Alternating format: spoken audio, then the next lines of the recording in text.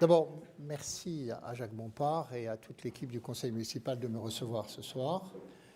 Je voudrais dire de Jacques Bompard, en évitant les propos convenus ou un peu conformes, c'est à la fois un esprit libre et un homme courageux. C'est rare en politique, le courage. Le courage, ça consiste à aller contre les vents dominants.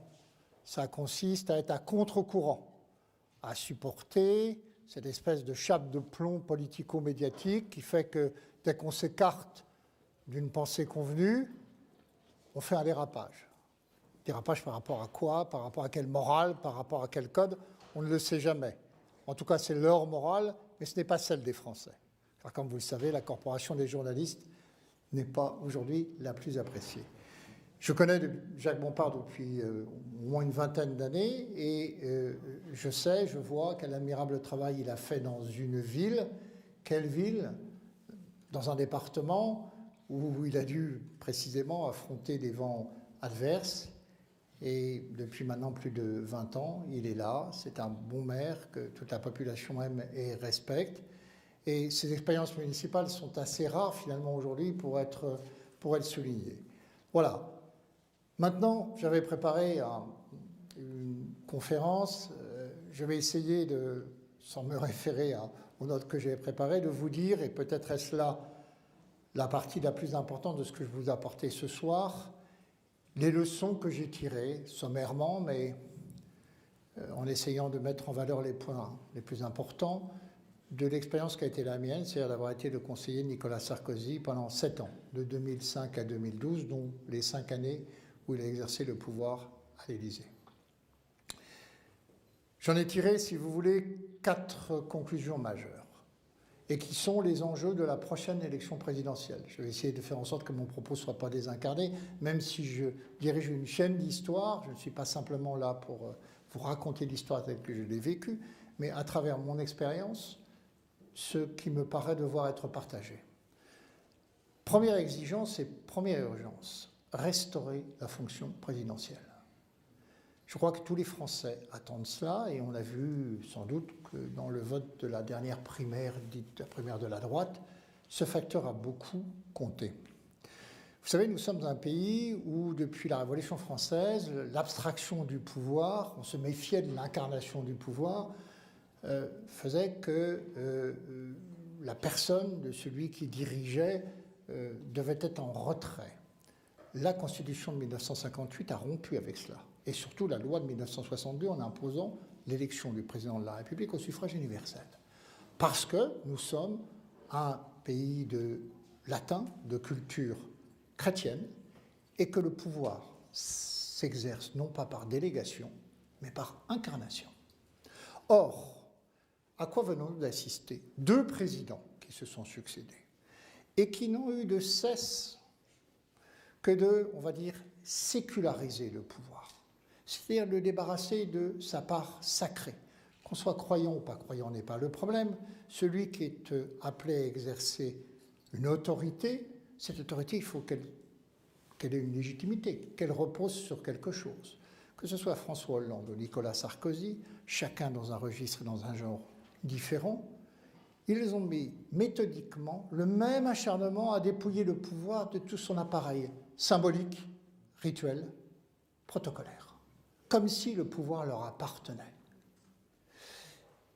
Quand on regarde, et c'est très éclairant parce que ça permet de comprendre beaucoup de choses, l'iconographie officielle des présidents de la République, vous savez, ils font tous une photo au début de leur mandat, dans la tradition de ce qu'étaient les portraitistes de cour sous la monarchie.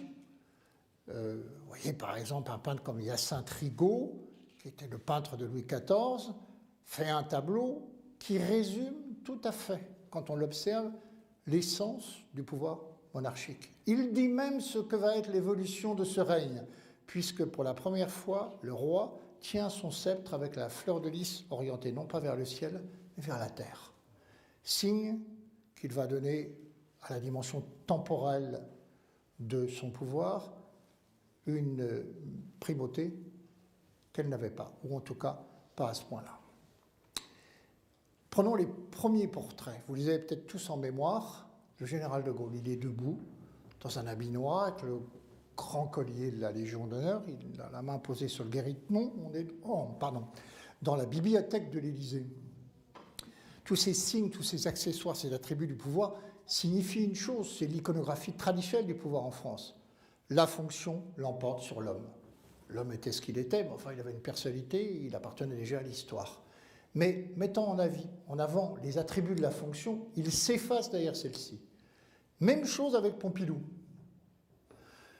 C'est le même cadre, c'est la même pose, il est en habit, il y a le grand cordon de la Légion d'honneur, et il a la main sur le guéridon.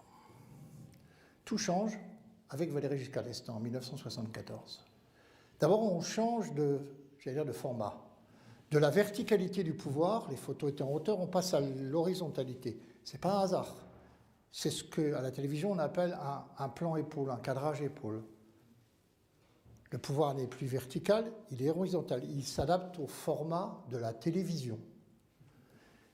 C'est-à-dire que l'homme qui pose et qui est aujourd'hui, qui est à ce moment-là le représentant des Français, va être le représentant de la société. Il n'incarne pas ce qu'était la tradition du pouvoir, la charge du bien commun, l'homme élu est là pour défendre l'intérêt général. Non, il se veut le représentant de la société et il cherche à se fondre, à dire je suis comme vous finalement, et sa légitimité ne repose plus sur l'autorité, une autorité qui viendrait d'une dimension un peu transcendante, mais sur la séduction. Alors ça c'est très important parce que c'est un basculement inouï.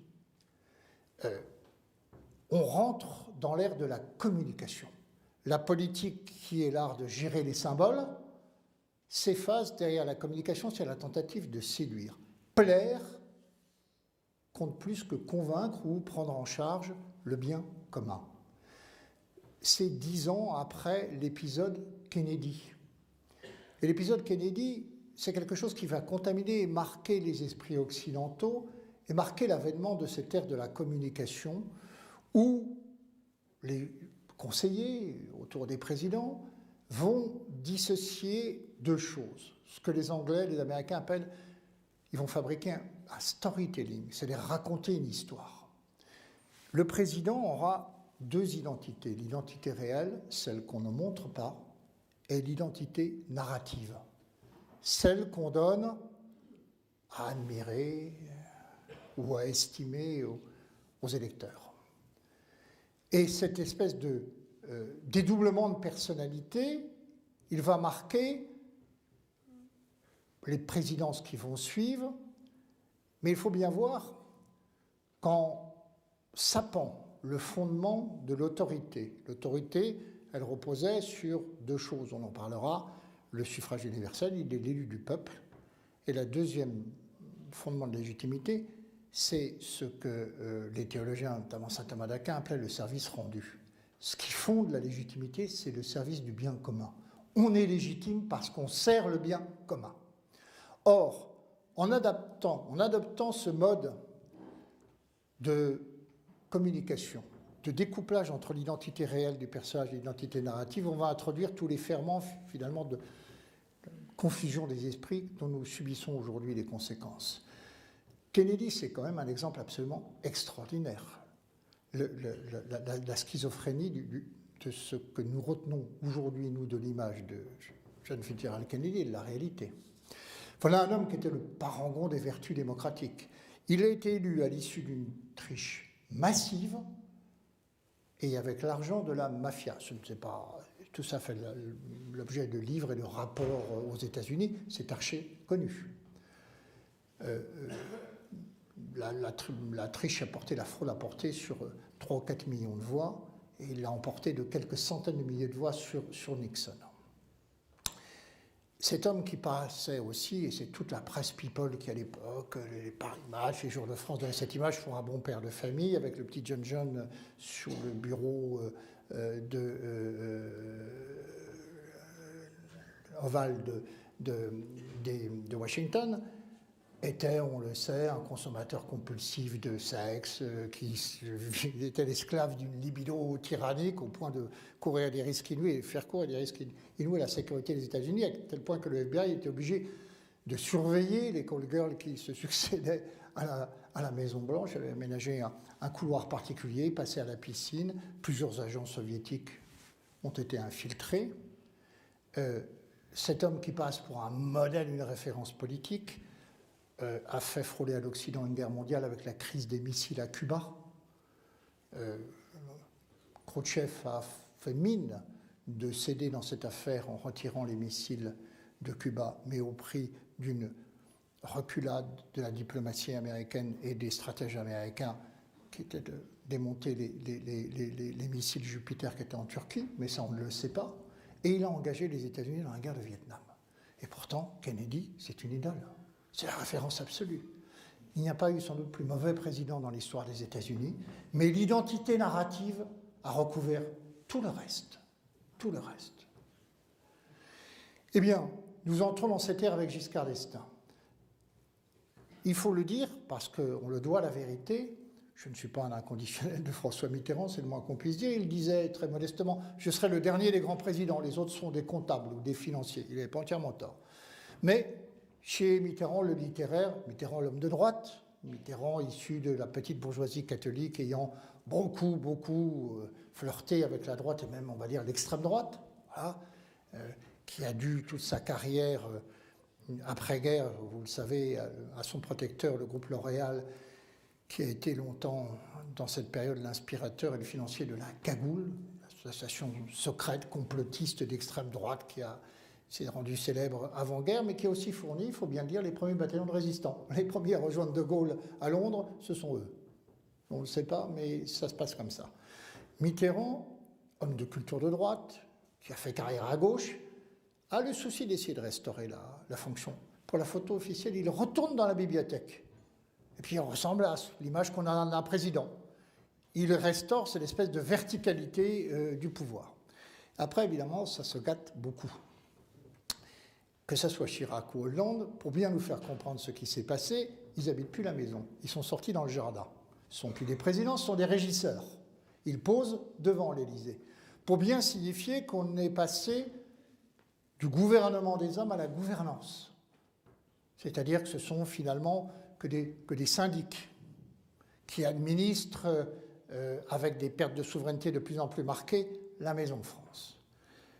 Nicolas Sarkozy retourne à l'intérieur, pose dans la bibliothèque, mais il ajoute un détail, au drapeau français, il joint le drapeau européen. Ce qui là envoie un message aussi assez clair, il n'est que l'administrateur d'une succursale, j'allais dire franchisée et francisée, de la Maison Europe. La marque de la perte de souveraineté se symbolise, et en politique les symboles sont importants, par la présence de ce drapeau. Et qu'est-ce qui s'est passé donc avec les deux derniers présidents? On a eu exactement le contre-modèle de ce que profondément attendent les Français. Je vous dirai pourquoi tout à l'heure ils l'attendent. C'est-à-dire qu'on a eu deux présidents qui ont été, non pas dans l'oubli de soi et la volonté de servir le bien commun, mais dans la jouissance du pouvoir. Et ils ont donné chacun à sa manière, l'un très extraverti, l'autre plus introverti, le spectacle d'une double jouissance, celle de leur intimité et celle de leur puissance. Avec Nicolas Sarkozy, c'est le drame que j'ai vécu, puisque à peine installé à l'Élysée, vous vous souvenez tous de cela, il divorce avec sa seconde épouse pour épouser Carla Bruni. Je veux dire que les difficultés ont commencé à partir de là, car il a décidé d'en faire un instrument de communication. Et en faisant un instrument de communication, donc d'exhiber sa nouvelle épouse à ses côtés, d'ailleurs c'était une profonde erreur psychologique. Je veux dire, il avait le droit de se remarier à l'Élysée, c'est pas le problème. Le problème, c'est le spectacle de cette jouissance, quoi. Guitry disait dans son Beau Marché, un homme heureux, ça se déteste. Voilà. Donner le spectacle du bonheur, ça ne plaît pas à quantité de gens, pour des raisons diverses et variées, mais c'est comme ça. Et il fait ce pari-là, et moi j'ai des souvenirs très précis lors de son voyage à Luxor, je l'avais au téléphone 2 ou 3 fois par jour, il était avec Carla Bruni.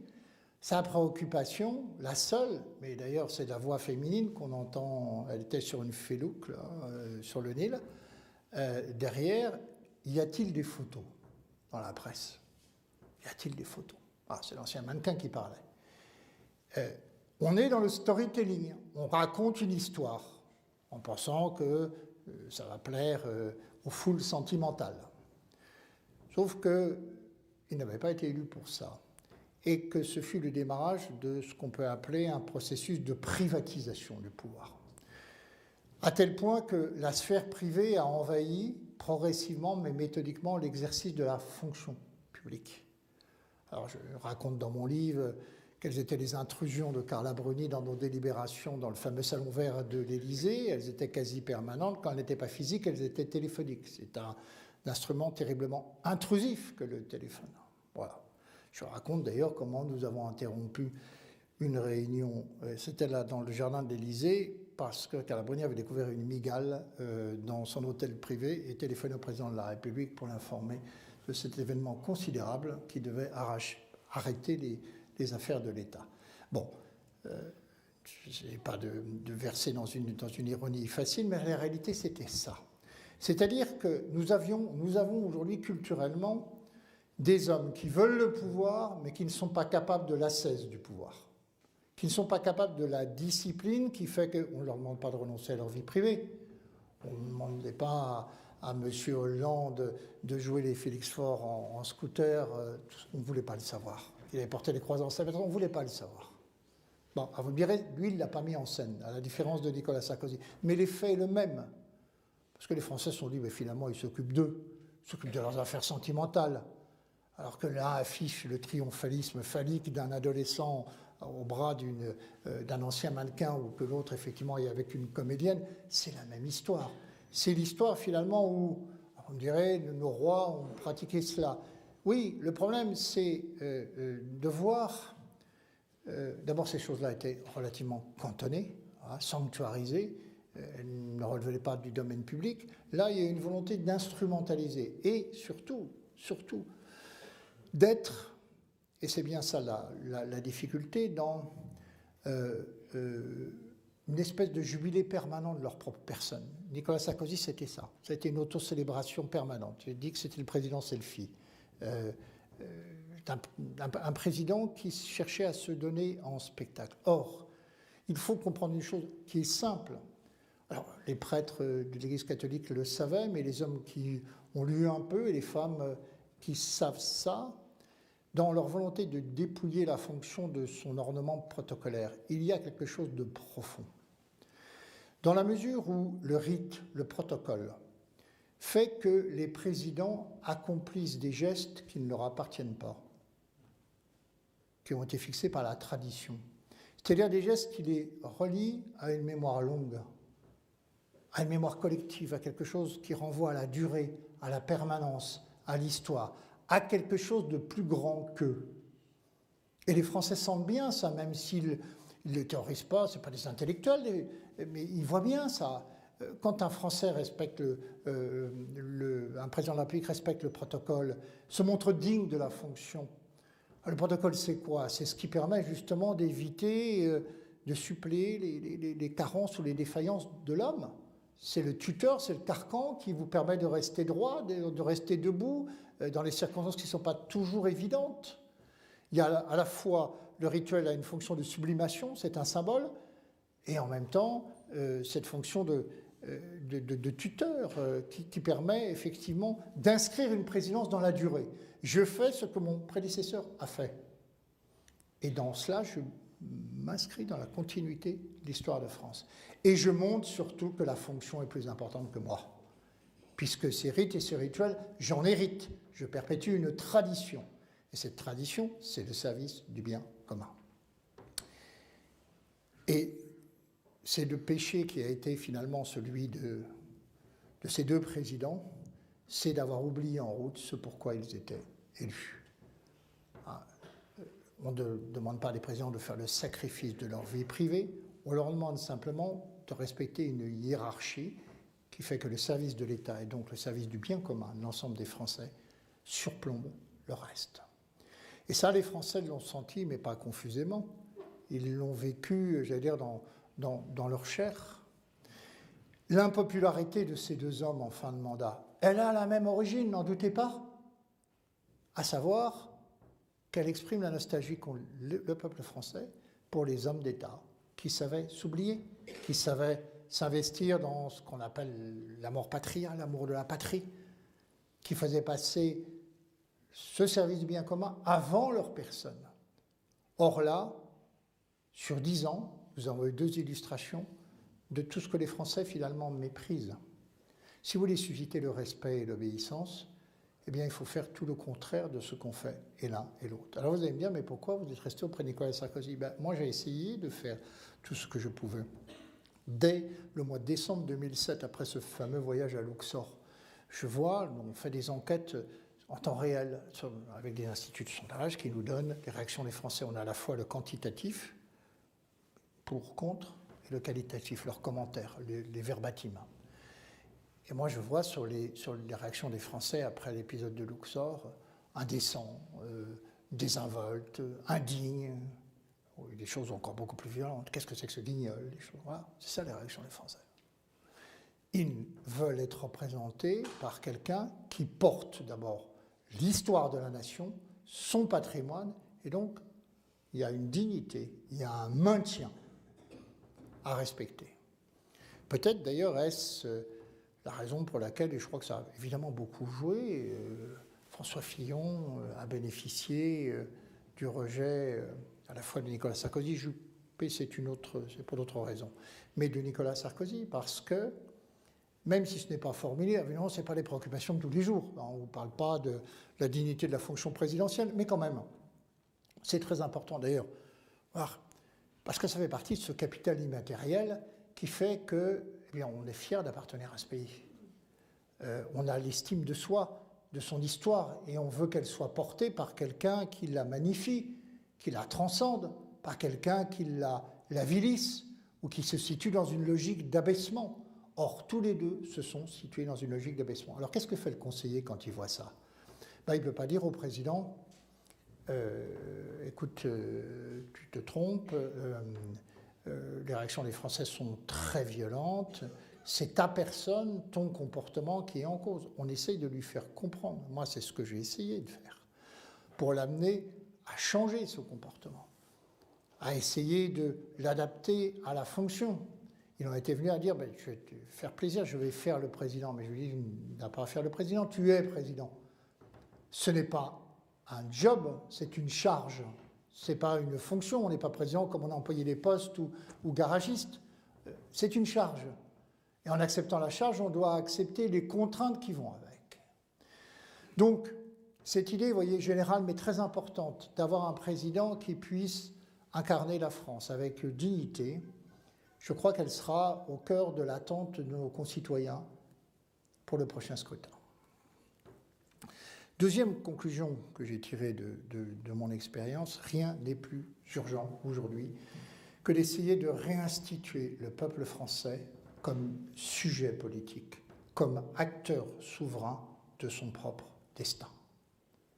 Regardez ce qui s'est passé depuis 6 mois avec le Brexit et l'élection de Trump. Bon, c'est toujours la même chose, les mouvements qualifiés de populistes qui l'emportent, et on voit les élites, l'oligarchie nous expliquer. Alors c'est important ce qui s'est passé aux États-Unis parce que ce modèle mondialisé porté par les classes dominantes a été rejeté par le pays qui l'a vu naître. C'est un événement considérable auquel nous avons assisté. On n'en mesure pas la portée, on va le voir dans les mois qui viennent. Bon. Alors, on nous a expliqué, des tas de reportages en France, notamment dans l'État de Pennsylvanie, un des swing states, un des États qui faisait la bascule, que c'était les petits blancs qui, en refusant la mobilité, la flexibilité, se sont trouvés au chômage et ont fait le succès de Trump.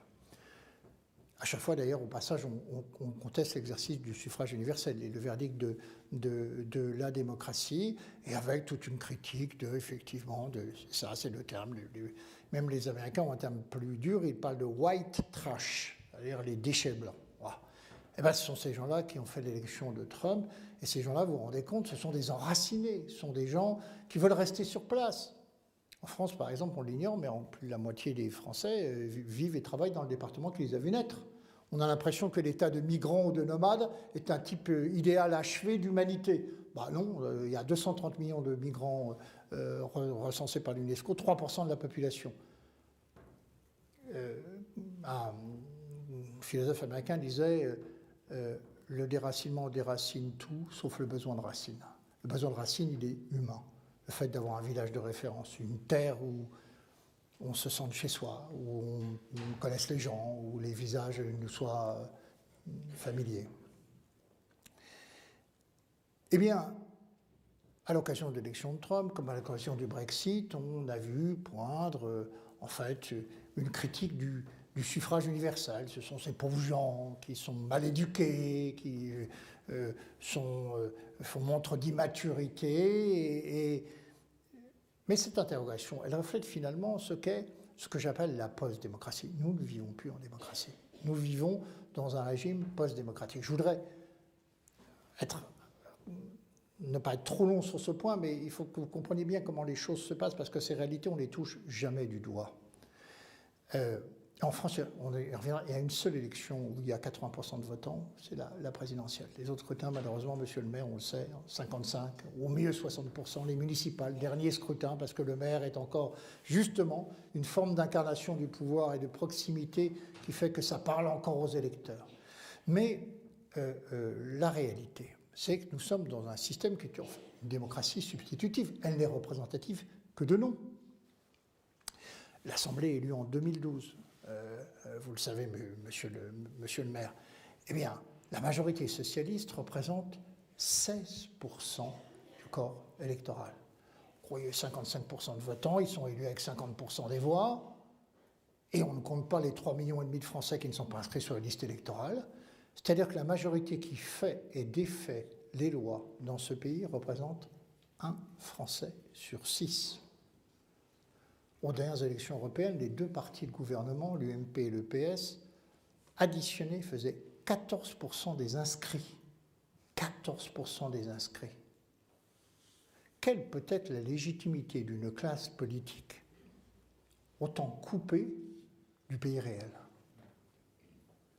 Alors, ce système, ça porte un nom, c'est la partitocratie, c'est le régime des partis. On y reviendra. C'est lui qui a mis en coupe réglée l'exercice de la démocratie, qui n'est, encore une fois, qu'un exercice purement formel. J'ai coutume de dire, mais c'est l'expression de la vérité. La semaine dernière, j'étais à France Inter, l'émission de la matinale de Patrick Cohen. J'ai dit que nous étions dans un régime de suffrage censitaire. Si nous acceptons la présidentielle où 80% des Français vont voter, et notamment les fameuses catégories populaires, ce qu'un géographe sociologue a appelé la France périphérique, les exclus, la France du rural profond, du périurbain, la France des petites villes, enfin la France qui représente 20 à 25 millions d'électeurs, plus de la moitié du corps électoral. Eh bien, elle vote à la présidentielle, elle vote de moins en moins aux élections intermédiaires, que ce soit les législatives, les départementales, les régionales ou les européennes. Et pourquoi vote-t-elle de moins en moins ? Parce qu'elle a le sentiment que les moyens de gouvernement ont été privatisés par les grands partis, les Républicains et le Parti socialiste. Que le mode de scrutin les exclut de tout espoir de représentation. Alors il y a une progression de l'abstention phénoménale. À quoi bon les voter puisqu'on ne sera pas représenté ? Et quant au mouvement populiste, type Front National, qui vote, le mode des scrutins, il faut bien le dire, les exclut pratiquement de toute représentation. Dernière législative, Marine Le Pen, on pense qu'on veut de Marine Le Pen, je n'en pense pas forcément du bien, 18% des voix au premier tour, 2 députés. Eva Joly, écologiste, 2% des voix au premier tour de la présidentielle, 18 députés. Quand on voit l'absurdité d'un tel système, on se dit que ces démolâtres, qui n'ont que le mot démocratie à la bouche, en fait ne sont pas des démophiles. En tout cas, ils ont peur du peuple. Et même, ils ont fait leur la vieille maxime de mai 1968, élection piège à con. Et il faut se méfier du peuple. Ils en ont peur. Et donc, je dis que c'est un suffrage censitaire. Pourquoi ? Parce que dans ces élections intermédiaires, qui va voter ? Ceux qu'on appelle les inclus, les classes favorisées, les fonctionnaires à gauche, les fonctionnaires de la fonction publique, les retraités à droite. Ce sont des gens qui sont parfaitement intégrés, qui ont un rapport de proximité avec la politique. Et c'est eux qui font la bascule d'une élection à l'autre. Les catégories populaires ne vont pas voter. Et je le dis d'autant plus qu'on assiste à quelque chose de renversant, mais on n'a pas l'habitude de parler de cela. Moi, c'est quelque chose qui m'a beaucoup marqué. D'abord parce que c'est ma génération. Moi, je suis né après la guerre, en 1949, ce qu'on appelle la génération des baby-boomers, voilà, l'explosion démographique de l'après-guerre. Cette génération, qui est la génération de mai 68, oui, j'étais à Nanterre, j'avais 18 ans, et je faisais mes études à Nanterre, je l'ai vu à l'œuvre. Je l'ai vu à l'œuvre, oh, c'était la bourgeoisie, les beaux quartiers qui étaient, comme souvent, animés par un espèce de prurit révolutionnaire. Elle a pris le pouvoir. Elle a organisé le système de telle manière à asseoir depuis 40 ans que ça dure, sa domination économique, sociale, politique, grâce au système électoral. Dans une élection intermédiaire, ma génération, où elle est encore au travail, Dieu merci c'est mon cas, où elle est à la retraite, les seniors de plus de 60 ans, qui représentent 20% de la population selon l'INSEE, représentent, selon les circonscriptions, entre 35 et 40% des votants, des exprimés. C'est-à-dire que ce sont les retraités qui font les élections. Les retraités, aujourd'hui, c'est la génération de 68. Et cette génération de 68 impose une politique conforme à ses intérêts. Je dis qu'elle a transformé son écosystème en égosystème. C'est-à-dire un système qui repose, il faut bien le dire, sur le transfert massif du travail des jeunes actifs pour financer le système des retraites et le système de santé, de notre protection sociale. Donc on est bien dans un suffrage censitaire. Ce suffrage censitaire est évidemment conforté par les élites, puisque cela permet des alternances droite-gauche, sans que rien ne change fondamentalement. On a vu la grande espérance déçue de Nicolas Sarkozy, je reviendrai tout à l'heure sur ce point. Vous direz, c'est une grande tradition finalement. Parce que vous dites là, quand on regarde l'histoire, c'est pas nouveau, c'est une grande tradition dans l'histoire de la République. En fait, la République française ne s'est jamais préoccupée d'accomplir la volonté générale, mais au contraire, de mettre en place les moyens d'en restreindre l'expression. La première constitution, la deuxième constitution, celle de l'an 3 du Directoire en 1795, impose le suffrage censitaire. Ça va durer presque la moitié du XIXe siècle. Pour exclure qui ? Les paysans, les ouvriers, les artisans. Un historien dit d'ailleurs que ce sont les classes laborieuses. Les classes laborieuses sont considérées comme une classe dangereuse. Pas question de leur donner le bulletin de vote. Aujourd'hui, on leur donne le bulletin de vote, mais on les décourage. On leur dit que ça ne sert à rien d'aller voter, parce que de toute façon, vous n'aurez pas d'élu. En fait, c'est le message subliminal. C'est ce qu'on appelle une manipulation du corps électoral. Et puis même cette même République a interdit aux femmes d'exercer le droit de vote pendant plus d'un siècle. Il a fallu attendre 1944. L'Assemblée d'Alger, l'impulsion du général de Gaulle, qui va donner le droit de vote aux femmes. Alors que toutes les monarchies européennes avaient donné le droit de vote aux femmes durant la même période. Pourquoi ? Parce que la République radicale disait non, les femmes sont sous le contrôle et la suggestion de l'Église, donc ça va renforcer la droite. Pas question de leur donner le droit de vote. Donc, l'idée que la démocratie, c'est l'expression de la volonté générale en France, ça a toujours été l'expression de la manipulation du corps électoral. Pour essayer d'aboutir à un rapport de force, confiscation, détournement au profit de ceux qui exercent aujourd'hui le pouvoir. L'exemple même que nous avons, là, sous les yeux, c'est celui des primaires. Le général de Gaulle, quand il crée l'élection du président de la République au suffrage universel, la loi de novembre 1962, c'est pour, dit-il, conjurer le spectre des partis. Il veut instaurer un dialogue entre le candidat et la nation, direct, sans filtre, sans intermédiaire. Une fois de Gaulle mort, les partis n'auront qu'une idée en tête, récupérer le processus de manière à assurer le contrôle, la sélection des candidats, faire de l'élection présidentielle leur chose.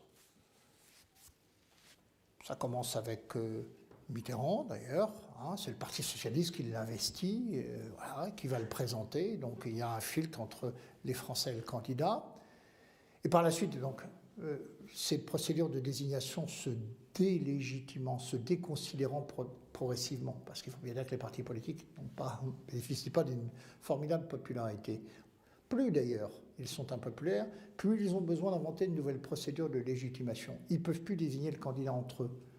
Ils ne font même plus ce qu'ils faisaient avant. Là, vous vous souvenez, par exemple, Ségolène Royal avait été désigné par les adhérents du Parti socialiste.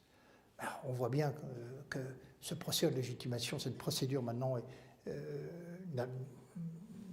compte tenu du discrédit qui s'attache au parti, n'est plus opératoire. Donc on a inventé les primaires. Seulement les primaires, c'est toujours un détournement de démocratie. Les gens se disent, c'est chouette, on va pouvoir choisir notre candidat. Mais regardez la réalité.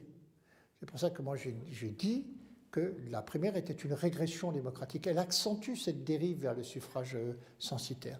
La primaire, ça veut dire quoi? Il y a 2, 3, 4 millions d'électeurs qui appartiennent à un camp ou à un autre qui vont aller voter pour finalement choisir leur candidat, c'est-à-dire s'interposer dans ce dialogue que De Gaulle souhaitait entre le peuple français et le candidat. C'est-à-dire que c'est une minorité partisane qui va construire l'offre politique soumise à l'ensemble des Français. Les candidats, déjà vous connaissez les conditions draconiennes qu'il faut remplir pour être candidat à la présidentielle, 500 signatures et maintenant des critères sur la publicité des parrains, le nombre de départements dont ils doivent être issus. Et en plus, maintenant, voilà, les partis mettent un autre verrou. Au moment où il faudrait rouvrir le jeu démocratique, au moment justement où il faut donner aux Français la possibilité de s'exprimer en choisissant des candidats qui ne seraient pas forcément les produits, ce que j'appelle l'endogamie partisane, je dirais même l'inceste partisan. C'est-à-dire que des partis politiques ne peuvent produire que des gens qui pensent conformément. Pour être candidat, par exemple, à la primaire des Républicains, il fallait 20 parlementaires, 200 élus, 2500 signatures, autant de brevets de conformité idéologique. Il ne va pas sortir un homme providentiel d'un système dont on sait qu'il est sclérosé, qui forme les mêmes pseudo-élites, parce que la politique en France, comme un peu partout, hélas, exception faite peut-être des édiles et des maires, ne sélectionne pas toujours les meilleurs. Eh bien, ce système des primaires, on va remettre à une minorité partisane le choix qui va être imposé à l'ensemble des Français. Et bon, on a vu. Alors, pas qu'on puisse penser de François Fillon, mais il a été élu par qui? Par une France provinciale, plutôt catholique, qu'il a élu d'ailleurs sur les valeurs, pas sur son programme économique. S'il pense qu'il a été élu sur son programme économique, je pense qu'il fait une lourde erreur. Il est élu par les électeurs qui sont plus préoccupés de l'abrogation de la loi Taubira que de la suppression de l'ISF ou même de l'aménagement des 35 heures. J'espère qu'il s'en souviendra et que cette espèce de révolution conservatrice qu'on a vu se manifester le rendra captif de ses engagements de campagne. En tout état de cause, là encore, nous avons eu des gens parfaitement intégrés dans la société, tout à fait respectables, ce peuple de droite qui est allé voter et qui a choisi son candidat. Seulement, le problème, c'est que dans ces primaires, l'électorat populaire, lui, n'est pas allé voter. Cette France périphérique, cette France des invisibles, de la relégation, elle n'est pas allée voter, elle ne s'est pas sentie concernée. Et pour être élu, il faudra convaincre ces gens-là. Et pour avoir une légitimité aujourd'hui dans ce pays, ce qui a été la grande promesse trahie du sarkozysme, car finalement, mais on verra sur ce point parce que je ne voudrais pas être trop sévère dans mon jugement ou dans mon propos, c'est que aujourd'hui, il faut faire ce qui ne s'est produit que 3 fois dans notre histoire électorale, pas 4, 3 fois. L'alliance des forces conservatrices, on va dire la droite traditionnelle, attachée à des valeurs, à un mode de vie, à une éthique et des catégories populaires. Ça s'est produit une première fois en 1947 avec la création du RPF par le général de Gaulle aux élections municipales, où le RPF a conquis des bastions socialistes et communistes en s'emparant des mairies de Marseille et de Lille. Ça s'est produit une deuxième fois en 1958 avec le retour de Gaulle au pouvoir, où De Gaulle, au référendum qui a suivi, puis aux législatives, a bousculé le Parti communiste, lui faisant perdre 2 millions de voix, alors qu'il était sur une courbe ascendante depuis la libération. Et ça s'est produit, il faut bien le dire, au premier tour de la présidentielle de 2007, où Nicolas Sarkozy a 31% des voix, a bénéficié de l'électorat de droite traditionnel, mais a, selon l'expression consacrée, siphonné une partie des voix du Front National, c'est-à-dire des voix populaires. Si vous ne faites pas l'alliance entre l'électorat populaire et les forces conservatrices, vous n'avez pas la légitimité nécessaire pour gouverner en France. Nicolas Sarkozy l'a eu, et évidemment, la grande déception, c'est qu'il a gâché cette carte et ce jeu-là. Donc les primaires, finalement, ça aurait pu très bien tourner à une désignation de Sarkozy et de Hollande, puisqu'au fond, les deux avaient conçu ou s'étaient ralliés aux primaires avec l'idée de se faire une nouvelle fois adouber, et une minorité partisane aurait bien pu les désigner, alors que même les enquêtes d'opinion nous disaient que 80% des Français ne souhaitaient ni la candidature de Hollande, ni celle de Sarkozy. Vous voyez, la perversité du système, finalement, c'est que c'est une minorité qui choisit et qui va imposer, qui va faire la donne politique soumise à l'ensemble des Français. Et là, la France qui souffre ne se sent pas concernée. C'est la primaire de la gauche qui va aller voter, les fonctionnaires de la fonction publique, les catégories A, B, C, les fonctionnaires des collectivités locales, les profs, les instituteurs, enfin le peuple de gauche. En aucun cas, ceux qui sont le centre de l'enjeu, c'est-à-dire ces 20-22 millions d'électeurs qui ne vont voter qu'une fois tous les 5 ans pour élire le président. Et au lieu de rouvrir le jeu démocratique, c'est-à-dire, pourquoi ne pas imaginer qu'aujourd'hui, à l'heure des réseaux sociaux, 1 million de signatures sur Facebook valent bien, pardon monsieur le maire, le parrainage de 500 élus. C'est tout aussi représentatif. 1% ou 2% du corps électoral. Non, on maintient ça dans cette espèce de, je vous dis, oui c'est ça, d'endogamie qui fait que les candidats doivent tous sortir du même moule, du même milieu. Or, les alternances depuis 20 ans ou 30 ans montrent d'abord que les incarnations politiques sont de moins en moins réussies. On ne peut pas dire que depuis De Gaulle, la courbe soit ascendante. Les 2 dernières expériences, je viens de vous en parler. Ils ne produisent pas un personnel politique capable de se hisser, de se hausser à la hauteur de la fonction, et on assiste à une confiscation de la démocratie au profit, une privatisation des moyens de gouvernement au profit des 2 partis du système, le PS, les Républicains, ex-UMP, qui eux-mêmes ont de moins en moins de légitimité, mais qui sont encore en mesure d'imposer ce qu'ils imposent, c'est-à-dire contrôler le processus de sélection des candidats à la présidence de la République. Et je crois que ça aussi, c'est un problème fondamental. Pour restaurer le peuple français comme sujet politique souverain, il n'y a pas 36 façons de procéder.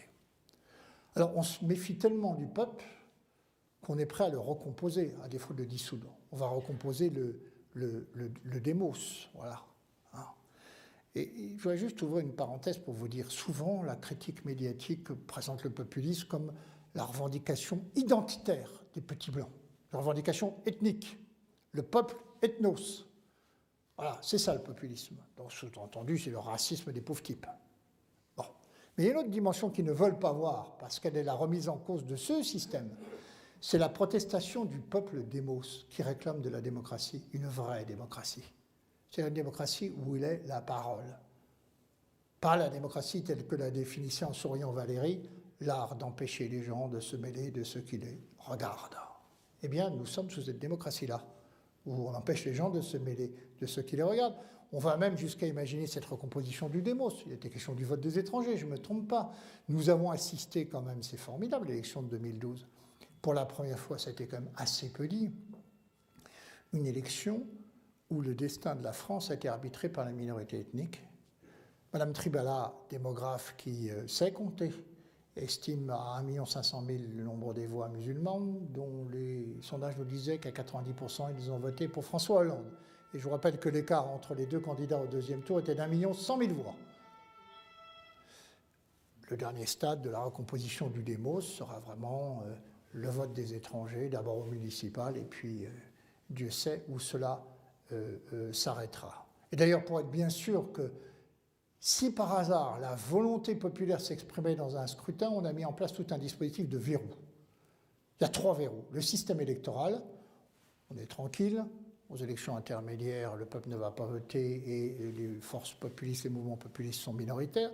Il y a un 2e verrou qui est le contrôle juridictionnel. Il ne suffit pas qu'une loi, par exemple, soit votée par mégarde, par une majorité à l'Assemblée qui sera animée de bons sentiments. Il y a le Conseil d'État, il y a le Conseil constitutionnel, il y a les juges qui ne sont pas élus, qui représentent la loi au-dessus de la loi.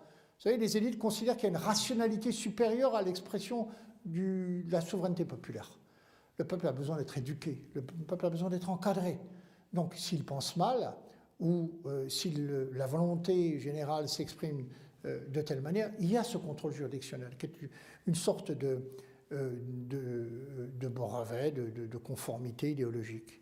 Puis il y a même ce qu'on a appelé le mandat social par opposition au mandat électoral. C'est-à-dire qu'il y a des associations, des minorités, comme SOS Racisme par exemple, qui, par les campagnes médiatiques qu'ils mènent, neutralisent, annihilent, paralysent la volonté des gouvernements de droite. On a vu ça pendant des années, au motif que la loi déroge à ce qui est leur doxa, c'est-à-dire leur pensée dominante. Verrouillage par le système électoral, verrouillage par le contrôle juridictionnel, verrouillage par les autorités morales. Qu'est-ce qui reste de la volonté populaire? Comment la rétablir? Il n'y avait et il n'y a qu'une seule façon de procéder. Dans son programme de 2007, Nicolas Sarkozy avait inscrit, je lui avais incité, le référendum d'initiative populaire sur le modèle suisse. Il n'a eu de cesse, lorsqu'il s'est agi de transcrire dans la loi cette partie de son programme, de restreindre en fait les modalités d'application pour le rendre totalement inopérant. C'est devenu le référendum d'initiative partagée, il faut 20% des parlementaires et il faut 10% du corps électoral, condition absolument impossible à remplir. Donc on s'est assuré que le peuple ne pourrait pas s'exprimer. 3 fois au cours de ce quinquennat, je lui ai suggéré de faire des référendums. Non pas des plébiscites sur le modèle gaullien, mais tout simplement parce qu'aujourd'hui, il n'y a en France que le référendum qui permet de trancher un certain nombre de réformes de fond, de questions fondamentales, et de donner la pleine légitimité à la décision populaire. J'ai posé 5 référendums sur la question de l'immigration ne peut pas être tranchée par un débat à l'Assemblée, elle ne peut pas être tranchée par un président nouvellement élu, elle ne peut être tranchée que par le peuple français. Le philosophe Marcel Gauchet dit quand même, c'est la question centrale du destin collectif de la France, elle a été tenue à l'écart du débat de la délibération démocratique. Personne ne s'est prononcé sur le fait que nous allons avoir une immigration qui est aujourd'hui une immigration de peuplement, il faut appeler les choses comme elles sont. Marcel Gauchet, ce n'est pas un exalté d'extrême droite, c'est quelqu'un qui regarde l'évolution du monde politique avec les lunettes du philosophe ou du métapoliticien. J'ai proposé donc de faire un référendum plutôt que ce discours de Grenoble qui était la caricature de ce qu'est le storytelling. Le storytelling, dire c'est faire. Quand on a dit, on a fait. Eh bien non, c'est pas comme ça la politique. Et c'est pire même, c'est dire, c'est faire croire. Non pas faire, mais faire croire. Le discours de Grenoble, on allait faire une nouvelle loi. Il s'agissait de déchoir la nationalité des délinquants. Très bien. Lois qui ne sont jamais suivies de décrets d'application, et les Français ont compris une chose, c'est un artifice de communication. On ne peut sortir de ce problème qu'en interrogeant les Français sur les 5 points fondamentaux. Le regroupement familial, les critères d'attribution des prestations sociales, le droit d'asile, le droit du sol, les accords de Schengen. Voilà, il faut que ce domaine-là réincorpore soit le champ démocratique, le champ du débat démocratique, dont il a été exclu. Il a refusé. Il a refusé au prétexte qu'on ne se prononçait pas sur les questions, mais sur celui qui posait les questions, ce qui est entièrement faux. On l'a vu avec le référendum de 2005 sur le traité de l'Union européenne, on n'a pas parlé de Chirac. Les Français ont voté contre pour des raisons dans lesquelles n'interférait pas la personne du président. Alors, ces gens qui pratiquent une démocratie censitaire ou une démocratie diversitaire, c'est-à-dire qui prétendent donner le primat aux droits des minorités sur la majorité, ce qu'ils appellent la tyrannie, l'hégémonie de la majorité, eh bien, ont en commun de tous refuser la perspective du référendum. Pourquoi? C'est l'expression le vecteur des passions plébéiennes. C'est là le défouloir d'une catharsis absolument insupportable. Pas question de référendum. Grâce au référendum d'initiative populaire, en Suisse, les Suisses, en 40 ans, ont été consultés 215 fois. En France, 6 fois. C'est dire combien notre démocratie parlementaire dite représentative se soucie peu de ce que pensent et de ce que veulent les Français. Là aussi, je ne vais pas faire de longs dégagements historiques, mais dès la Révolution française, ça a mal commencé avec les États généraux. Ils se détachent tout de suite des cahiers de doléances, Assemblée nationale, Assemblée constituante, bref, c'est eux le pouvoir.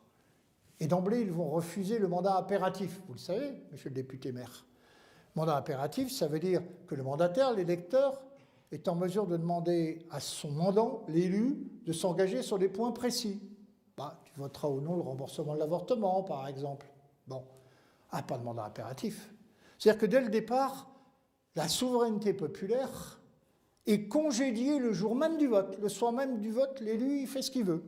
Si Jacques Bompard avait envie d'être parce qu'à Dieu ne plaise ce qu'il n'a jamais fait, et c'est en cela que c'est un homme politique remarquable, il est fidèle à ses engagements. Mais donc, selon la loi de cette démocratie représentative, bien exposée par la BCIS dès l'ouverture des États généraux, en parlant de souveraineté parlementaire ou de souveraineté nationale, ça veut dire qu'on congédie la souveraineté populaire, dès qu'il est élu, le député, l'élu, fait ce qu'il veut.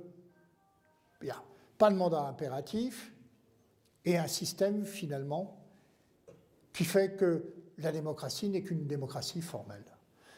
Jacques Julliard, qui n'est pas un homme de droite, qui est plutôt issu de la tradition chrétienne de gauche, dit au fond, dans cette démocratie substitutive dans laquelle nous sommes, même le tirage au sort, qui est à l'origine de la démocratie athénienne, c'est comme ça que ça se passait dans la police, dans la cité grecque, représenterait plus les Français ou donnerait aux Français le sentiment d'être associés au pouvoir, plus que notre mode de scrutin et la manière dont nous votons.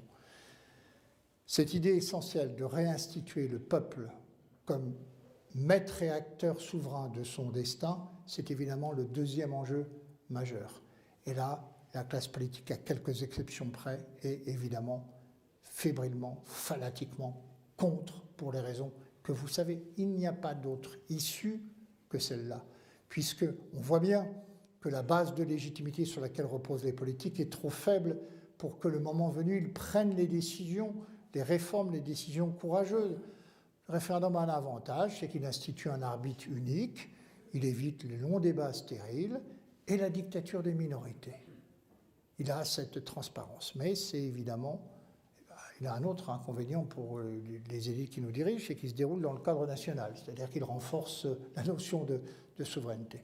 Nicolas Sarkozy a laissé entrevoir une promesse, il apparaissait comme un candidat populaire, sinon populiste, il ne l'a pas tenue pour les raisons que je viens de vous exposer, c'est-à-dire que notre pratique de la démocratie, c'est le congédiement de la souveraineté populaire sitôt celle-ci s'est-elle exprimée.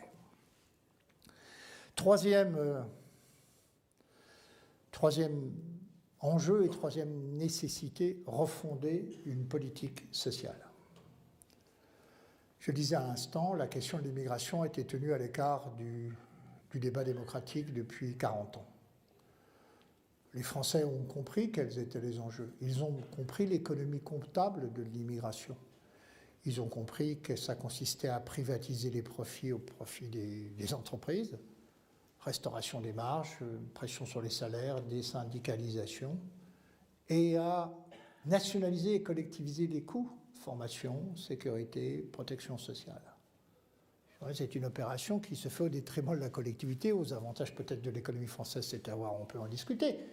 Mais en tout cas, cette logique comptable-là, elle est absolument indiscutable. On voit bien d'ailleurs ce que les immigrationnistes représentent. Madame Parizeau à la tête du MEDEF, ou M. Decastre à la tête du groupe AXA, sont les prototypes de ce patronat qui ne se préoccupe pas de ce que vivent les Français, mais de leur logique purement économique et de profitabilité. Bien. Cette question de l'immigration, elle est toujours mal abordée pour des raisons de fanatisme, d'aveuglement idéologique. Tout le monde, d'ailleurs, contribue à brouiller les lignes. Quelqu'un qui était quelqu'un d'intéressant, Bernard Maris, un économiste, il travaillait, vous savez, à Charlie Hebdo, il fait partie des dizaines de personnes qui ont été tuées par le commando de Daesh en janvier 2015, posait une question très intéressante. Il m'arrivait souvent de parler avec lui parce que c'est quelqu'un qui n'était pas un sectaire ou un fanatique. Il disait, mais pourquoi depuis 30 ans dans un pays qui subit le chômage de masse comme la France, pourquoi la question de l'emploi, du chômage, n'est pas le principal ressort, n'est plus le principal ressort du vote ouvrier ou du vote des catégories populaires? Pourquoi?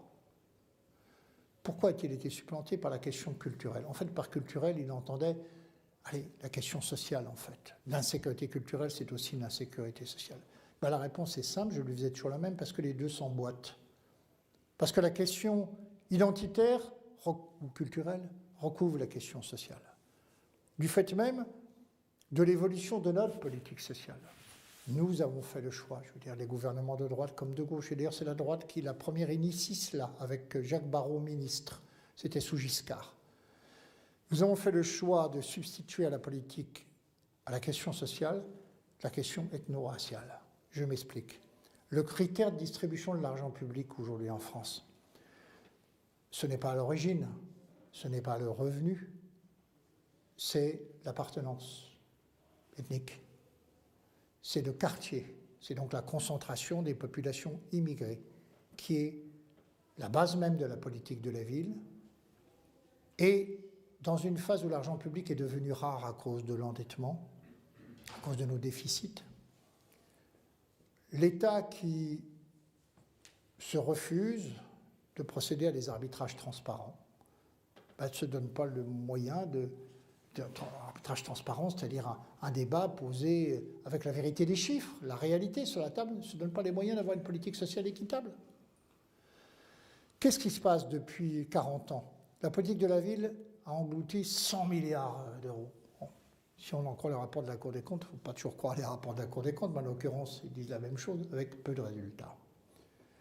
100 milliards d'euros qui représentent un choix politique. L'argent public étant rare, nous avons choisi de le distribuer là, dans les quartiers. Les géographes, les sociologues qui font leur travail ont établi des cartes de la pauvreté en France. Ah, surprise, la concentration de pauvreté, ce n'est pas dans le 93 en Seine-Saint-Denis, ce n'est pas dans le 9-4 du Val-de-Marne, c'est dans la Creuse, c'est dans l'Ardèche. Des gens qui, la plupart du temps, ont droit, par exemple, au RSA, mais qui ne le demandent pas parce que c'est la vieille culture paysanne. Moi, je ne veux pas être assisté par l'État. Les 25 millions, les 23 millions de la France périphérique sont là. Ils ont eu le sentiment depuis 40 ans, c'est ce qui a contribué à délégitimer les politiques publiques et notamment l'État-providence. Ceux qui avaient le plus besoin de l'État-providence, de l'aide de l'État-providence, considèrent que l'État-providence ne fait pas son travail. Qu'il distribue l'argent public selon un critère qui n'est pas le critère de la justice sociale, qui ne répond pas à une logique de compensation à l'égard des plus démunis, mais à une logique de réparation à l'égard des populations immigrées, ex-colonisées, une sorte de rente de la culpabilité coloniale que nous payons depuis 50 ans. Et souvent, ces électeurs, c'était des électeurs socialistes, c'était des électeurs communistes. Regardez ce qui s'est passé dans le nord de la France, dans l'Est, les bastions communistes, socialistes qui ont peu à peu glissé vers le Front National, vers le vote Front National. Car le principal ressort, mesdames et messieurs, du vote Front National, c'est ce que j'essaye de faire comprendre à mes interlocuteurs, c'est cela. La promesse d'égalité, ce qui fondait d'ailleurs, ce qui légitimait ce qu'on appelle la social-démocratie, c'était, eux, ils redistribuent l'argent public pour faire en sorte que les inégalités soient un peu moins fortes. Cette promesse d'égalité n'est plus portée par la gauche, qui l'a trahie en abandonnant la question sociale. Vous savez comment ils parlent de ces populations. Ce sont les chiens, les groseilles, les Dupont-Lajoie, les pauvres types, quoi. Les petits blancs. Voilà. Et bien ceux-là, on a choisi de s'en détourner et ils ont ressenti ce qu'a fait avec la politique de la ville la gauche, plus encore que la droite, parce que la droite ne prétendait pas porter le flambeau de la justice sociale, comme une trahison, comme un abandon. Et ils sont allés vers le vote Front National. Cette promesse d'égalité qui était consubstantielle aux idéaux magnifiques, quand je dis magnifiques, de la gauche qui marchait sur deux jambes, l'égalité et le progrès, eh bien la gauche l'a trahi. Conscient de cette réalité, en 2008, j'ai proposé au président de la République de changer le critère d'attribution de l'argent d'État, de la manne d'État, cette espèce de corne d'abondance que nous déversons. Plus le quartier, plus le critère géographique, mais celui du revenu, justement de la concentration de pauvreté. Ça voulait dire que c'est un critère parfaitement juste, c'est pas discutable. Le revenu ou l'absence de revenu, c'est le bon critère. Et il y aurait comme bénéficiaires ou allocataires de cet argent public des immigrés, comme des Français de souche. Mais c'était un critère équitable. Et je lui avais expliqué même justement, pour essayer de le rassurer, parce que j'entendais évidemment dans nos débats, dans le fameux salon vert où on se réunissait là à l'Élysée, les autres conseillers dire mais ça ressemble à la préférence nationale. Non, pas du tout. Moi, je ne propose pas d'instaurer la préférence nationale, je te propose de rompre avec la préférence immigrée. C'est tout à fait différent. Rupture avec la préférence immigrée, qui est la politique sociale de la France depuis 40 ans, qui consiste à, effectivement, concentrer l'ensemble des moyens publics, y compris par un surinvestissement absolument délirant, comme dans le département sur le Seine-Saint-Denis, dans quelques... les ZEP, les zones d'éducation prioritaire, toutes les superstructures qu'ils ont créées sont des réservoirs à fonds publics, alors que sont en déshérence la moitié finalement de la population française qui aurait besoin de ces aides, qui ne les réclament pas ou qui n'en bénéficient pas. C'est l'époque où arrive Carla Bruni, où il nomme Fadela Amara, secrétaire d'État chargé de la politique de la ville. Inutile de vous dire qu'après avoir prêté un intérêt qui a dû durer 48 heures à ma proposition, il l'a balayé, on a repris la politique de la ville. Alors, je ne vais pas faire le bilan en matière d'immigration de Sarkozy, vous le connaissez, il n'y a jamais eu autant d'immigration. La différence, c'est que, contrairement à ce qui s'est passé sous Jospin, alors certes, il y avait 35 000 expulsions par an, mais généralement, le ministre chargé de ça, Hortefeux, me disait « Oh là là, quelle corvée !» D'ailleurs, on expulse toujours les mêmes, c'est ceux qui reviennent, des pauvres types, des soutiers du bâtiment, les main-d'œuvre de cirque, les travailleurs d'Europe centrale, les Polonais, les Roumains qu'on va rafler à 5 h du matin pour faire du chiffre. Et pendant ce temps-là, je vous passe sur tout l'arsenal législatif et tout ce qui a pu être fait et qui nous a fait passer totalement à côté de cette politique de l'immigration, puisqu'il avait été élu sur la maîtrise des flux migratoires. Vous vous souvenez du discours sur l'immigration choisie par rapport à l'immigration subie. La différence avec les circulaires Chevènement, c'est que tout ça s'est fait en douceur. Personne ne l'a su. Moi, j'ai commencé à me rendre compte des choses en 2009. En fait, que nous ne faisons rien dans ce domaine-là. Alors, organiser un débat sur l'identité, contre lequel je me suis opposé. Quand on est au pouvoir, on ne débat pas. On agit. Alors, ça a peut-être un mérite, ce débat. Je me suis dit, finalement, c'était après le référendum. La votation suisse, vous avez sur les minarets. Les Suisses avaient dit non. Alors là, Sarkozy a commencé. Il fallait quand même qu'on fasse quelque chose sur l'identité.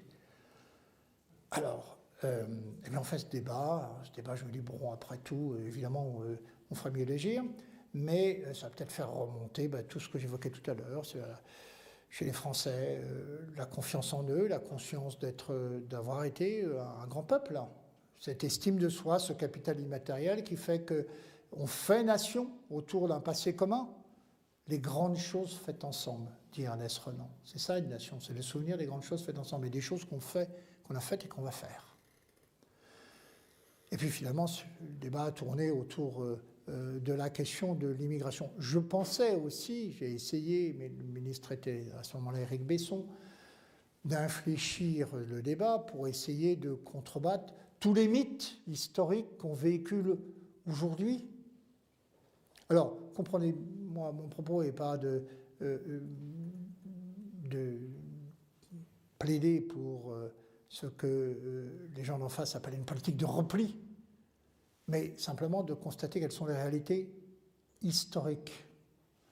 Le mythe qui consiste à dire que la France a toujours été une terre d'immigration. N'importe quel démographe vous dira que la population a été ethniquement homogène pendant 15 siècles. Même les grandes invasions, les Francs, numériquement, ça ne représentait pas grand-chose. Alors culturellement, ça a donné le nom à notre beau pays, mais c'est plutôt la civilisation gallo-romaine qui l'a emporté, qui a fini par assimiler le très petit nombre de Francs. Jusqu'au milieu du XIXe siècle, une population éthiquement homogène. Terre d'accueil, terre d'immigration, Aucun historien sérieux ne peut le dire, et pourtant c'est le discours officiel. À partir du milieu du XIXe siècle vient une immigration d'origine européenne que vous connaissez, italienne, polonaise.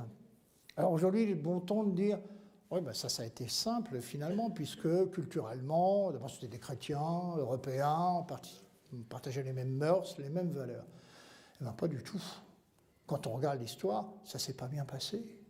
Enfin, quand je veux dire ça ne s'est pas bien passé, tout le monde a oublié, par exemple, dans le Midi viticole, au XIXe siècle, la violence du syndicalisme et du syndicalisme révolutionnaire de gauche et d'extrême gauche contre les travailleurs saisonniers italiens qui venaient faire les vendanges, à tel point même qu'un universitaire de gauche, Pierre Milza, a écrit un article très intéressant, une étude très intéressante sur l'immigration italienne.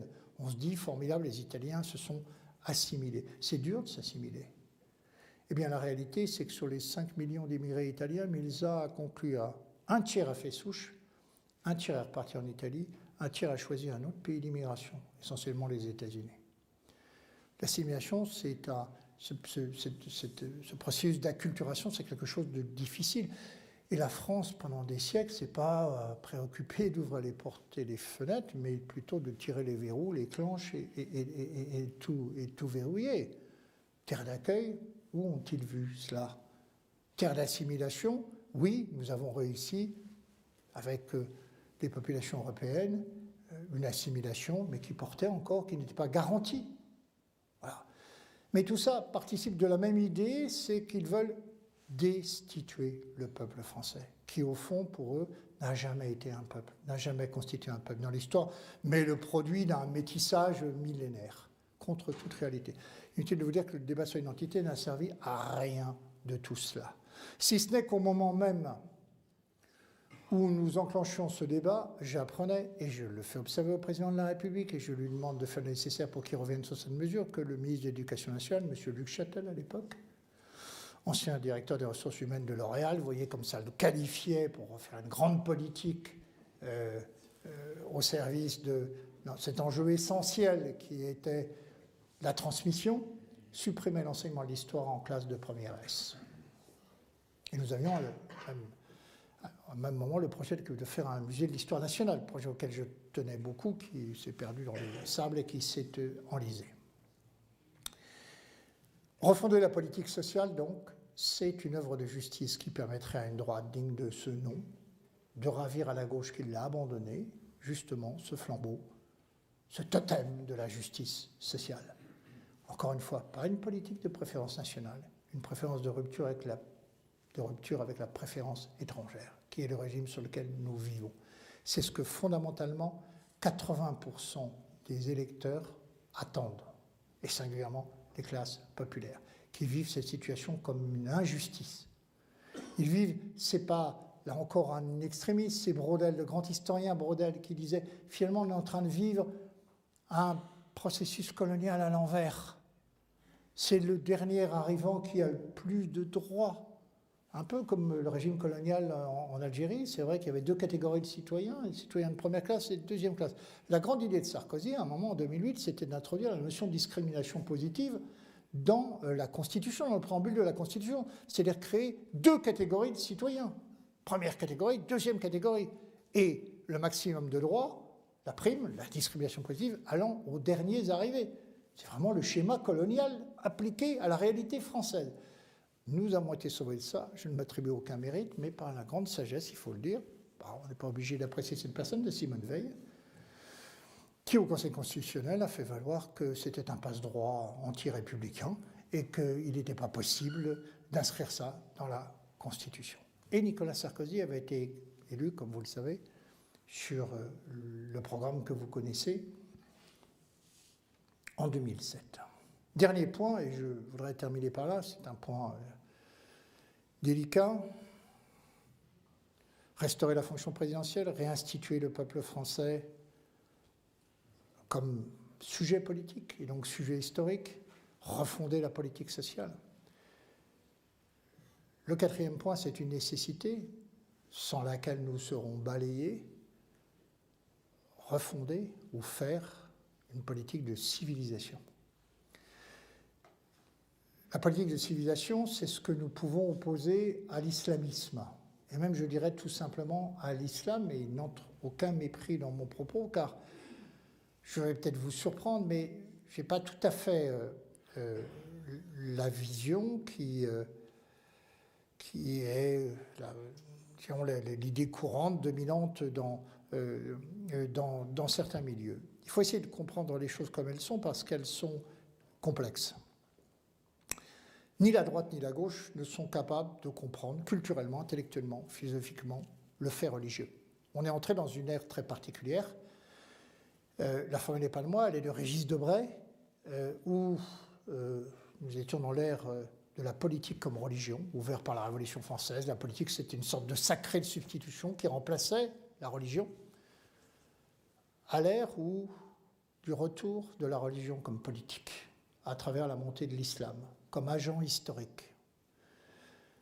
Et notre classe politique, elle ne comprend rien aux faits religieux parce qu'elle ignore justement cette espèce de capacité insurrectionnelle qu'a la religion, qui est certes parfois une pulsion de mort, mais aussi un soulèvement de vie, et singulièrement pas l'islam, parce que l'islam a une capacité bien particulière, qui était aussi d'ailleurs celle du christianisme, on parlera dans un sens à propos de la difficulté du sujet, de faire société.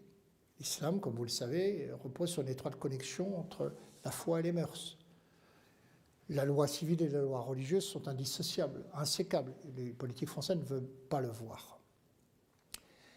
Et il faut aujourd'hui poser la question majeure, c'est qu'avec la politique de l'immigration, nos dirigeants, depuis 50 ans, et ça pose la question de leur responsabilité, ont vécu, dans une ignorance volontaire ou pas, des conséquences qu'allait avoir cette immigration de masse sur la société et l'identité française.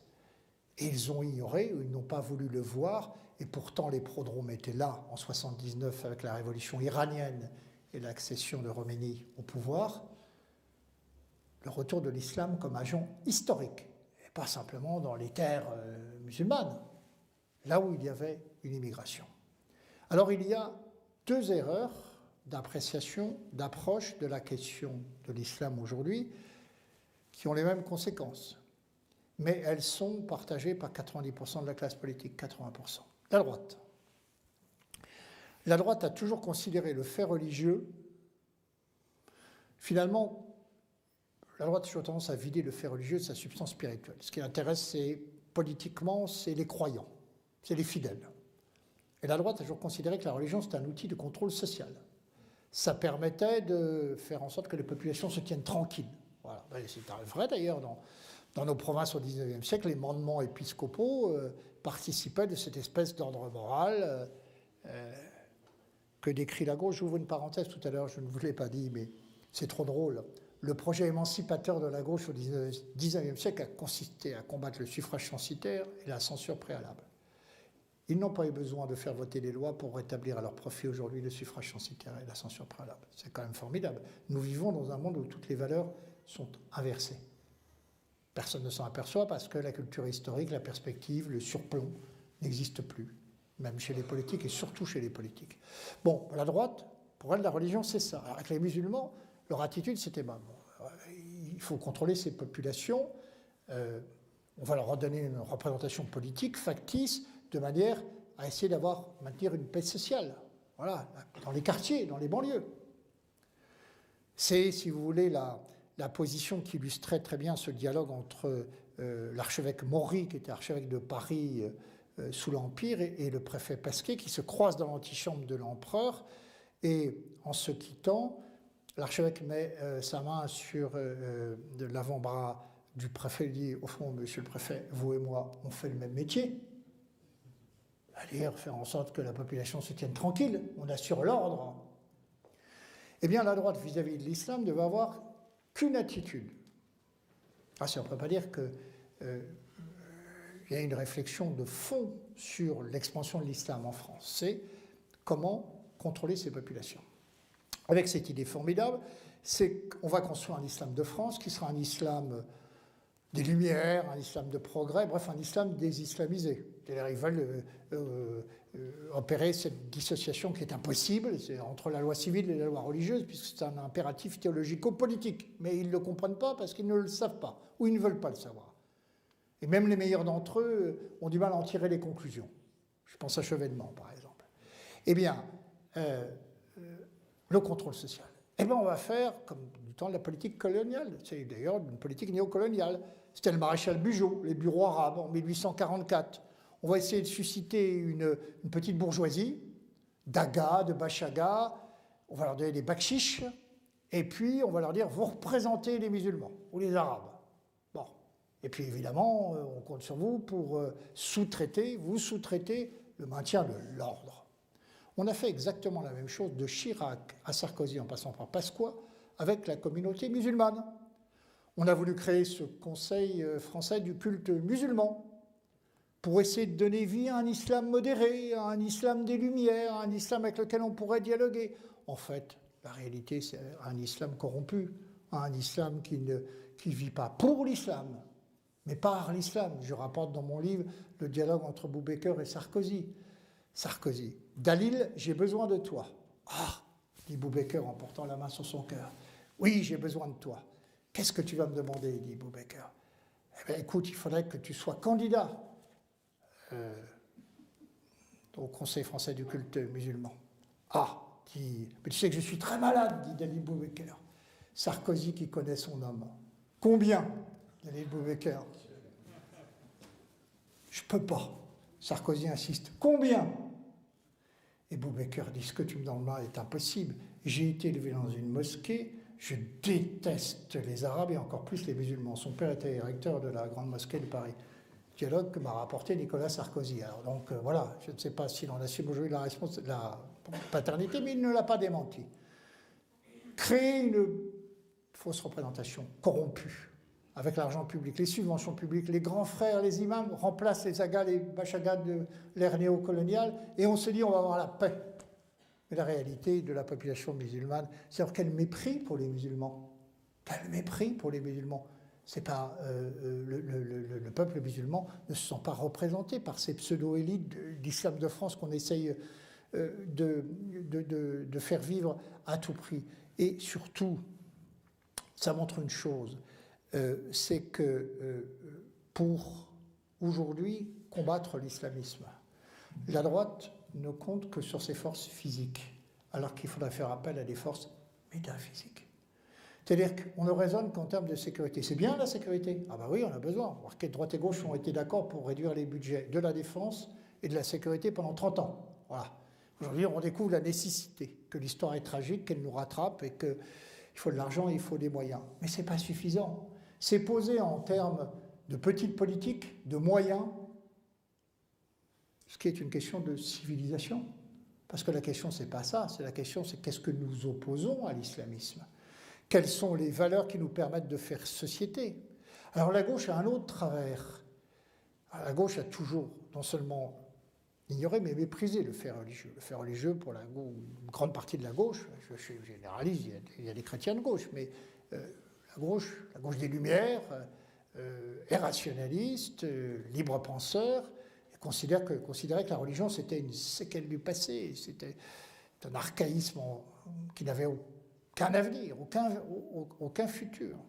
Ce qui les a conduits d'ailleurs à se tromper sur tout, avec une naïveté déconcertante. D'abord, ils considéraient que la religion, d'une part, était un phénomène archaïque, et ils ont tenté de créer du sacré quand même, parce qu'ils savent que le besoin de sacré est un besoin anthropologique, qu'il habite le cœur de l'homme.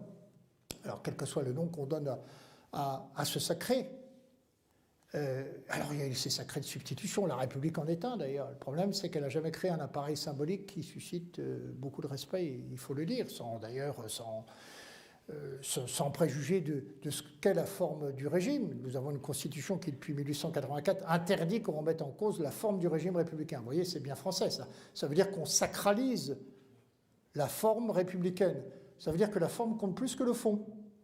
Et d'ailleurs, on a entendu M. Hollande dans un raccourci absolument phénoménal, mais qui traduit bien l'inculture de cette classe politique au moment de l'affaire du prêtre immolé à Rouen cet été, dire quand on s'en prend à un prêtre, on profane la République. Formidable. Alors le mot profaner, on ne profane que ce qui est sacré, donc tentative de resacralisation de la République. Et puis si, après tout, François Hollande, qui est énarque, qui a fait des études, avait daigné ouvrir un manuel scolaire, il aurait vu qu'à partir de la constitution civile du clergé en 1790, la profanation, le massacre, la déportation et l'exécution des prêtres a été, il faut bien le dire, le fondement de la République française. Bon. Donc on peut raconter n'importe quoi, on peut parler contre les faits historiques. Eh bien, la gauche, qui avec à la fois cette espèce d'idéalisme et d'angélisme qui la caractérise, n'a jamais voulu voir l'importance du fait religieux dans l'histoire. À tel point même que M. Birnbaum, qui est aujourd'hui le directeur des pages littéraires du Monde, a fait un livre, l'année dernière, qui s'appelle « Un silence religieux », dans lequel il commence à battre sa coulpe. C'est toujours le même processus. Quand les mots se présentent, on ne les dénonce pas pour ne pas être complice de la réaction des fascistes de la droite. C'est ce qu'ils ont fait avec le Parti communiste. Et puis, quand on découvre la réalité des choses, on prétend donner des leçons à la terre entière. Qu'est-ce que nous raconte M. Birnbaum dans ce livre ? Si on s'est trompé, on n'a pas vu, par exemple, la rébellion algérienne, voilà, il y avait une dimension religieuse. Finalement, le fait national, le sentiment religieux, ce ne sont pas des séquelles de l'histoire, des cicatrices qui seraient laissées comme ça, mais le cœur battant de l'histoire. Et il cite même Ben Bella, qui, dans la prison où l'a jeté Boumedienne, dit « S'il n'y avait pas eu la lutte contre le koufar, l'infidèle, les fellahs n'auraient pas pris les armes contre l'impérialisme colonial français. » Ça a été ça le ressort de la révolte algérienne. Ils ne l'ont pas vu. Il le dit même très élégamment.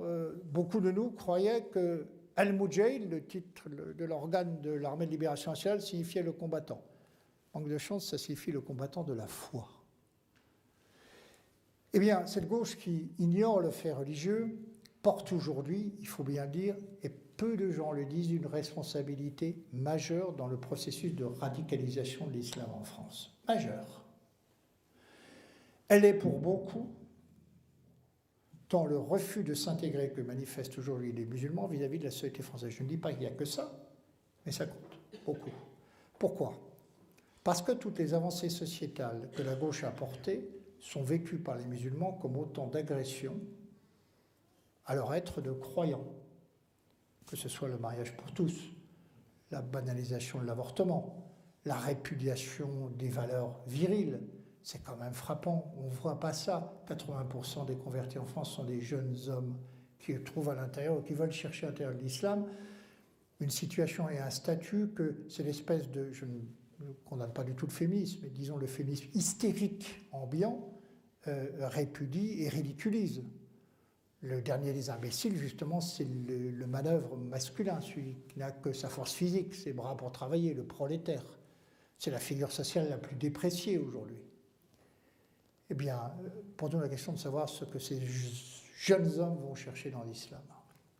Et j'en passe des meilleurs, la théorie du genre, l'ABCD de l'égalité, la pornographie télévisuelle, tout ça, ce sont des agressions pour les musulmans, qui vivent sur finalement un double sentiment explosif. Le sentiment de leur supériorité civilisationnelle, ils considèrent que nous sommes une société décadente, et en même temps le sentiment d'infériorité sociale parce qu'ils occupent des emplois subalternes dans la société française. On est supérieur et en même temps nous sommes relégués à un statut inférieur. Tous les ferments, évidemment, d'une explosion qui dépassera le cadre de l'islamisme sont réunis à travers cette contradiction. Et la question de fond est la suivante. Il y a 50 ans, l'intégration, l'assimilation de la communauté musulmane ne posait pas les problèmes qu'elle pose aujourd'hui, pour plusieurs raisons. D'abord, regardons les raisons qui nous concernent. Parce que l'avantage de savoir qui est l'ennemi et de le désigner, ce n'est pas d'en tirer une satisfaction et de préparer une guerre civile, personne ne la souhaite, mais l'ennemi, il est d'abord la remise en cause de nous-mêmes. Il est notre propre questionnement. L'ennemi nous permet de savoir qui nous sommes, ce que nous sommes devenus et ce que nous voulons. C'est lui qui nous confronte, c'est une altérité radicale qui nous confronte à nos manques, à nos carences, à ce que nous ne sommes plus, ce que nous avons été, et qui nous amène à la réflexion de fond. La grande erreur de Hollande a été de dire Daesh et de ne pas nommer l'ennemi. Vous ne nommez pas l'ennemi et vous ne le reconnaissez pas comme ennemi, vous le mettez hors humanité. C'est formidable, ces gens d'ailleurs qui, d'une manière générale, reprochent à une certaine droite l'islamophobie. Mais enfin, ils ont fait des djihadistes des monstres des fous, ils psychanalysent, ou ils psychiatrisent plutôt, tous ces comportements-là. Des êtres hors sol, ils ne reconnaissent pas la qualité d'ennemis. Ils ne veulent pas savoir pourquoi ils nous combattent. Pourquoi ils veulent notre disparition. Ils ne veulent pas le savoir. Ils les relèguent dans la catégorie, la psychiatrisation. Ce ne sont pas des êtres humains, ce sont des monstres, ce sont des terroristes, très bien. Ah bon? Oui, sûrement, ce sont des terroristes. Mais si on essayait de comprendre, on avancerait peut-être. Quand on nomme pas l'ennemi et qu'on n'essaye pas de comprendre, eh bien on se prive des remèdes, des réponses. Il y a 50 ans, c'est vrai que l'assimilation en communauté musulmane posait moins de problèmes pour 3 raisons, très simples. 1, l'État-nation avait encore une existence, la patrie française représentait quelque chose, la volonté de s'assimiler était forte. Pensons au formidable exemple donné par la fidélité des Harkis en Algérie, au-delà de la trahison de l'État français et de la manière ignoble dont nous les avons abandonnés. Il y avait un véritable amour de la patrie, de la nation française, qui faisait ciment, qui permettait... C'était un projet commun, on fait société autour de ça. On partage les mêmes valeurs, la même histoire, les mêmes mœurs, à peu de choses près. La deuxième raison, c'est une question de critères et de seuil quantitatif. 1 million de musulmans, ce n'est pas les 5 ou 6 qui sont aujourd'hui. La troisième, c'est qu'il y avait une extrême proximité symbolique, et j'allais dire anthropologique ou même spirituelle, entre l'islam et le christianisme, parce qu'ils partageaient les mêmes valeurs, notamment sur la famille. Aujourd'hui, les musulmans n'ont plus aucune raison de vouloir s'assimiler ou s'intégrer à la société française, puisqu'elle représente à leurs yeux cette société décadente dont je vous parlais à l'instant. Aucune. Le vivre ensemble est une escroquerie intellectuelle. On sait très bien que la réalité, c'est la séparation. On sait très bien que dès que la communauté musulmane arrive, les petits blancs, comme on dit, s'en vont. Voilà, le white flight, le vol blanc, ils déménagent. Parce que quoi? Eh bien, parce que, à part être les esclaves des bobos dans les grandes villes, les immigrés posent un problème de cohabitation culturelle à cette population-là. Les divergences sont devenues telles que le vivre ensemble n'est même pas un règlement de copropriété à minima. Le philosophe Pierre Manant dit on n'habite pas une séparation. Eh bien non, on n'habite pas une séparation. Alors, pour terminer, parce que j'ai été bien long, la conclusion de 2 ordres sur ce plan-là. Si nous n'avons à opposer aux musulmans que le trop-plein de la société de consommation ou le grand vide du laïcisme, eh bien nous n'avons pas de réponse métapolitique. Si nous avons des valeurs de civilisation qui permettent de faire, si nous les retrouvons, si nous les promouvons, si nous les exhumons, nous retrouverons des raisons de vivre et de se battre et d'être ensemble et de faire société, de faire nation autour de ce qu'a été l'histoire de ce pays, de ce que nous voulons défendre. Il y a une phrase terrible de Nietzsche qui dit « Celui qui dispose de sa vie dispose de la vie d'autrui ». Nous avons renoncé à ce qui était le corps collectif, la nation, comme transcendance. Alors on pouvait discuter, ça a donné lieu à des boucheries, 14-18, mais la nation avait ce droit de convoquer les corps individuels et de leur dire ben maintenant, voilà, c'est l'impôt du sang. Tu dois le verser pour défendre ce à quoi tu crois, ce qui fait société. Nous avons renoncé à cela. Ceux qui sont en face n'y ont pas renoncé. Cela fonde aujourd'hui leur supériorité. Sommes-nous capables de renverser ce rapport de force? Et ce n'est pas par la politique politicienne au petit pied que nous y arriverons, c'est par un projet ambitieux, ce que j'appelle une politique civilisation. Je n'ai pas le temps de développer ce point. La deuxième conclusion à laquelle je voudrais vous livrer, c'est que, bon, j'ai essayé d'être le plus équitable possible avec l'expérience qui a été la mienne auprès de Nicolas Sarkozy. Même si le bilan est aujourd'hui très négatif, je voudrais que vous vous souveniez d'une chose et qui est aussi une leçon d'espérance. Et sur cette note que j'aurais terminé. Sarkozy, j'en fais un portrait qui a été jugé cruel, dur, mais qui est le produit de ces 7 années de collaboration et de ce qui s'est passé par la suite. Mais il a été capable, à un moment, 2006-2007, de s'emparer de cette idée d'identité nationale. Idée proscrite, idée maudite, que la classe politique avait abandonnée au Front National. Alors il l'a fait pour des raisons électoralistes, parce qu'il lui est apparu qu'elle portait une dynamique mais il a eu le courage de cette transgression. Et je voudrais que vous vous souveniez que c'est de cette période que le petit monde politico-médiatique de l'idéologie dominante date de ce qui s'appelle la libération de la parole. Dans le débat, les gens ont commencé à s'assumer pour ce qu'ils sont et dire ce qu'ils estimaient nécessaire de dire sans autocensure, en tout cas avec moins d'autocensure. Pour la première fois, la gauche ne faisait pas l'agenda idéologique et culturel de la vie politique depuis 50 ans. Le thème lui a été imposé. Vous vous rendez compte les critiques que j'ai subies pour avoir imposé cette ligne de l'identité en 2007. Aujourd'hui, l'identité est au cœur de tout le débat politique, 10 ans après. Et on m'a traité de tous les noms. Je sais le prix à payer dans une vie d'homme de défier, comme le fait Jacques Bompard, l'idéologie dominante. Tous les coups sont permis. Il s'agit d'ajouter à la délégitimation politique la disqualification morale. Je n'avais pas à être là où j'étais, à dire ce que j'ai dit et à faire ce que j'ai fait, c'est-à-dire redonner un état civil à la fierté d'être français, à l'identité nationale.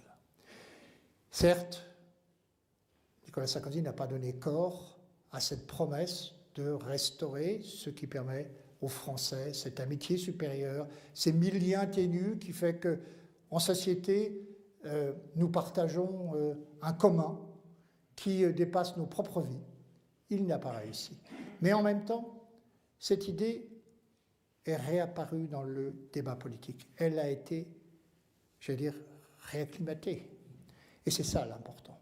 Parce qu'on a bien conscience des dangers, des périls qui nous menacent aujourd'hui, mais il y a l'espoir de trouver des éléments de réponse dans ce qui est en train de renaître, et je voudrais terminer là-dessus, c'est un vers d'Hölderlin. Il dit tout l'espoir qu'on peut avoir dans une situation qui nous paraît aujourd'hui. On veut toujours, nous, avoir des résultats à l'échelle des temporalités humaines. On veut un candidat pour 2017, par exemple. On veut la solution pour demain matin. Les cycles en histoire, ce n'est pas sur 10 jours, 10 mois, c'est sur 10 ans, 50 ans, 100 ans. Voilà. Et ce vers d'Hölderlin, il donne toutes les raisons d'espérer. Là où croit le péril, croit aussi ce qui sauve. Bravo.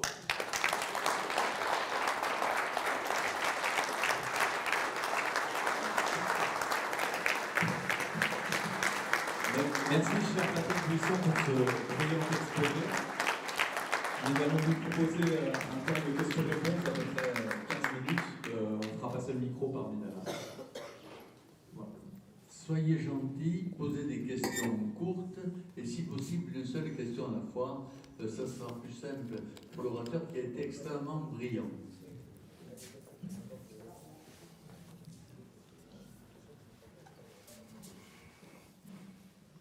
Bonsoir. Bonsoir, monsieur. Vous n'avez pas une fresque aussi magnifique que pertinente des hommes d'État et des démocraties. Cependant, il y a un mot que je n'ai pas entendu, c'est le mot Europe.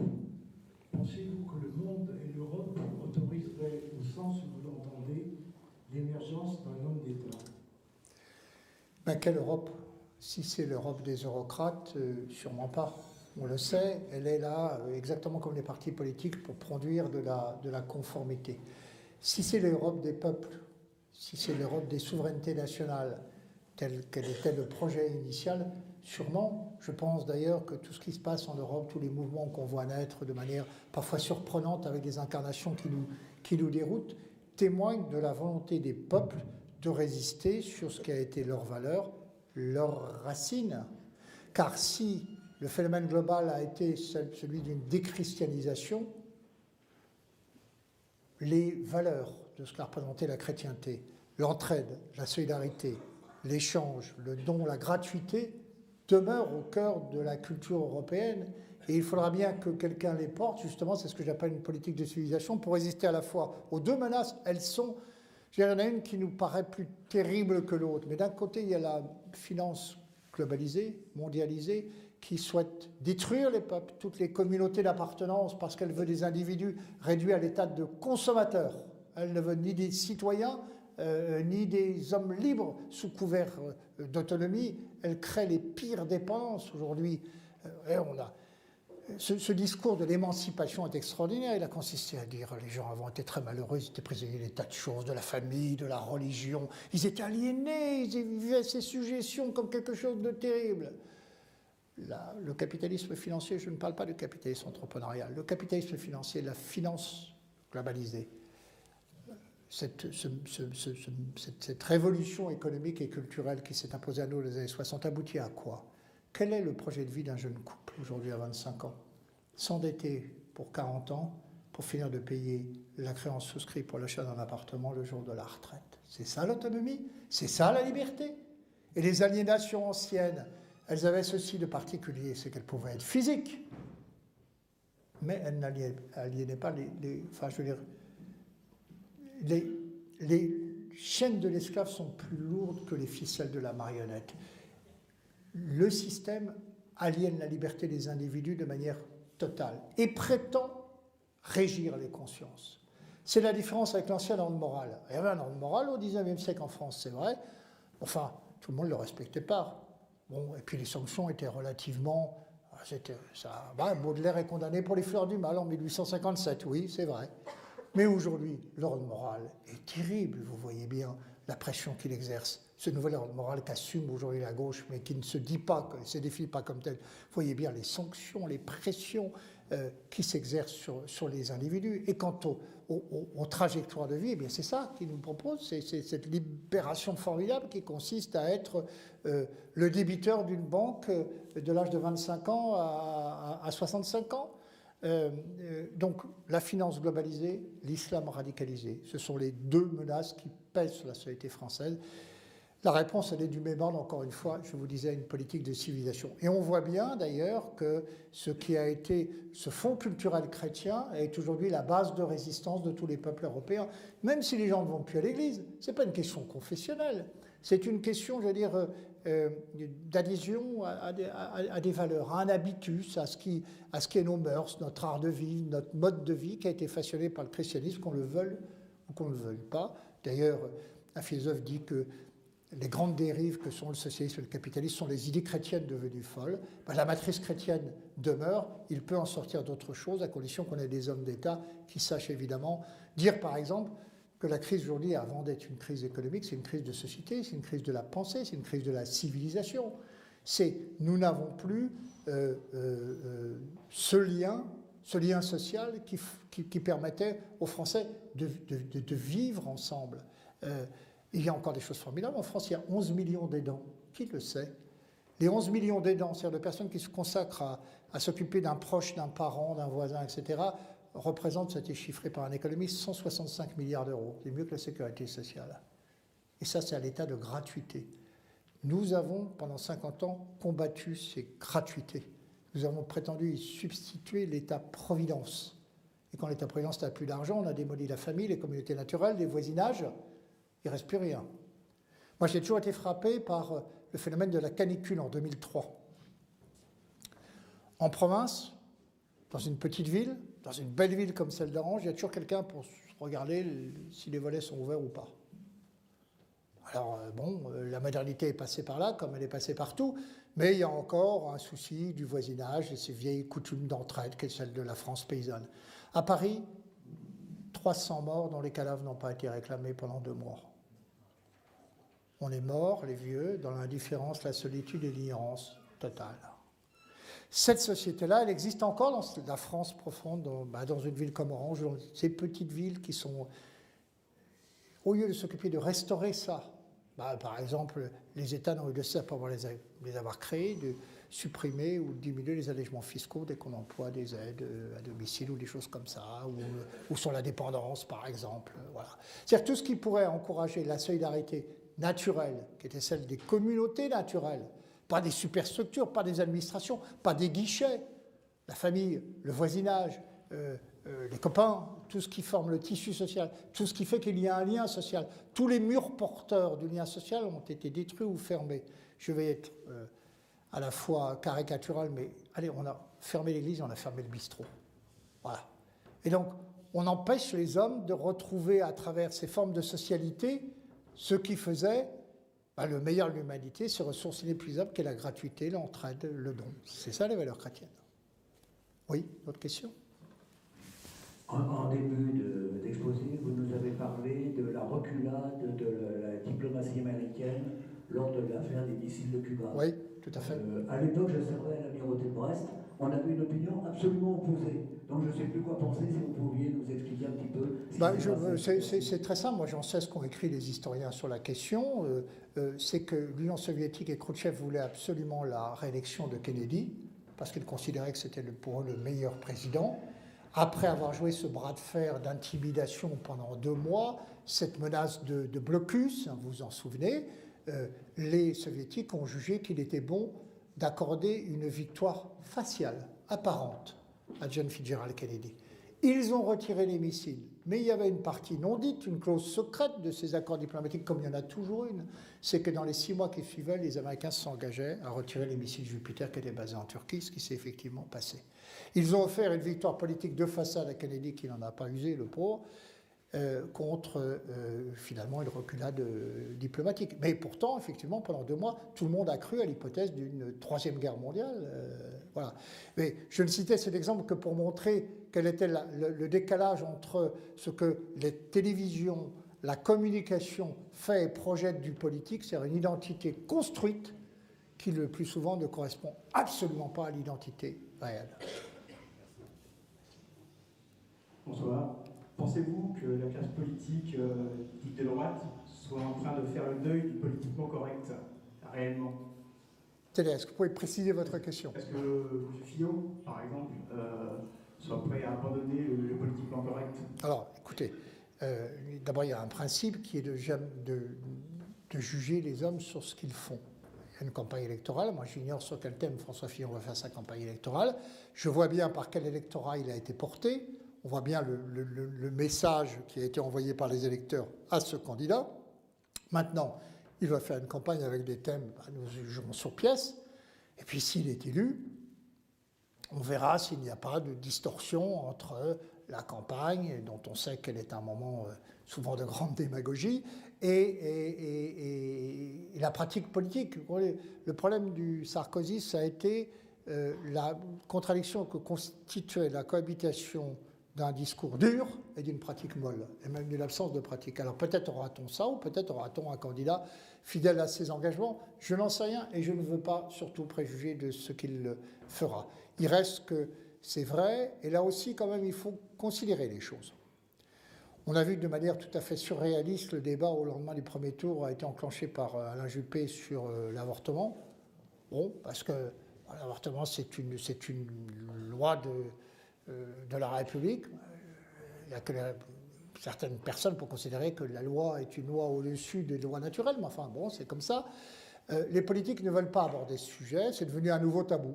Voilà, je parlais d'ordre moral, mais je veux dire, ce n'est pas un problème de conscience, encore que ceux qui sont favorables à cette politique débusquent leurs adversaires ou prétendent leur débusquer dans leur fort intérieur, dans leur conscience. On n'a pas le droit d'être pour ça.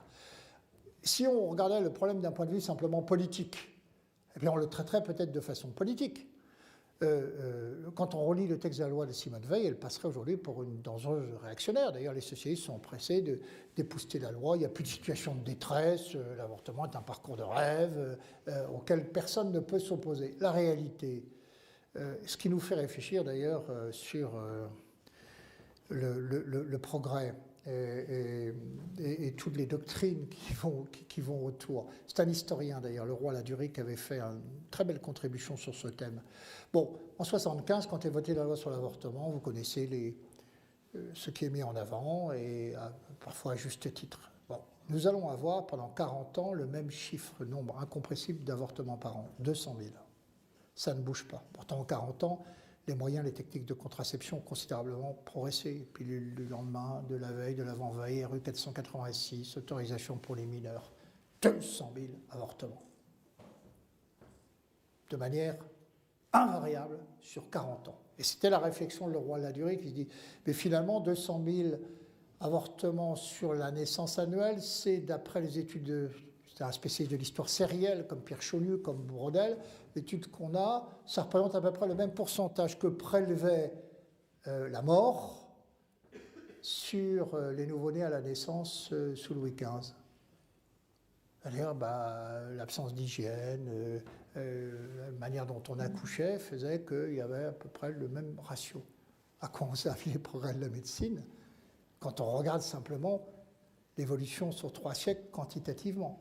Alors ce sont des prélèvements involontaires, quand c'est la mort en couche ou à la naissance, ou les morts-nés. Ce sont des prélèvements volontaires quand c'est l'État qui organise une politique et une société abortive. Mais le devoir du politique, ce n'est pas de s'interroger, il n'a pas à intervenir sur le plan philosophique ou spirituel. Il a à se dire qu'est-ce qu'on fait devant l'échec d'une loi qui fait que malgré toutes les techniques de contraception, le nombre d'avortements demeure constant sur 40 ans. Ça a un coût pour la collectivité. C'est donc un problème politique qu'il faudra aborder en termes politiques. C'est impossible en France. Bon, le débat, curieusement, s'est enclenché sur cette question qu'on croyait révolue, classée, c'est l'effet de cliquet depuis 40 ans. Et Juppé a tenté justement de débusquer Fillon sur cette question-là. Fillon a eu des réponses qui sont les siennes, mais on peut considérer que sur ces questions de société, il a pris un certain nombre d'engagements. On verra maintenant s'il les tient. On ne va pas préjuger monsieur de... Ce qui est en tout cas symptomatique, c'est qu'il y a cette avancée chez les candidats des partis de gouvernement. Ils se rendent compte que la dynamique, c'est ce qu'on appelle le mouvement dextriste, n'est plus en faveur de la gauche, mais que toutes les problématiques émergentes, souveraineté, gouvernance, identité, diversité, protectionnisme, libre-échange, retour du fait religieux, favorisent plutôt les mouvements populistes et conservateurs à travers le monde. De ça, ils semblent avoir un peu pris conscience, ce qui leur donne, on ne va pas dire du courage, hein, ce n'est pas quand même le maître étalon. Vous savez qu'on doit à Nicolas Sarkozy cette saillie, courage, Fillon. Peut-être pas du courage, mais en tout cas une certaine forme d'audace intellectuelle qu'il n'avait pas avant. Là aussi, c'est dans l'actif du sarkozysme quelque chose qui demeure parce que ce monde politicien se rend compte que les choses ont bougé. Et je vous disais qu'un cycle était en train de... On envoyait les prémices simplement d'apparaître qui se substitue à celui dont nous sortons et qui a vu finalement les idéologies de gauche autour de l'idée d'émancipation et de progrès dominer la pensée et aussi imposer un rapport de force politique terrible. Voilà, une autre question. Merci pour toutes ces réponses.